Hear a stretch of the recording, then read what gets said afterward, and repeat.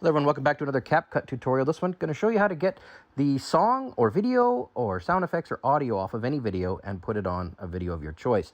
Let me show you what I'm talking about. Click plus on new project, and I'm just going to work on this little puppy dog video here that I've got, and I'm going to add that to my timeline. You guys know how to do that? Excellent.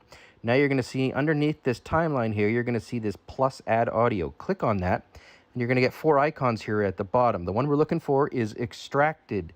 Click on the extracted, it looks like a folder, and now it loads up your videos off of your phone or your iPad or whatever you're on, but I'm on my phone.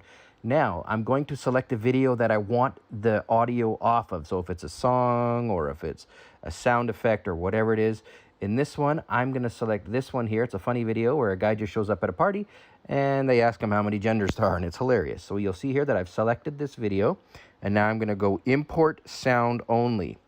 When I do that, now I'm going to hit play on it, and now listen. How many genders are there? I don't know. I just got here. That's how you do it. Any song, anything, any video that's on your phone, you can take the audio off of it just like that inside CapCut. Thanks for watching. Ton more stuff coming up. Stay tuned.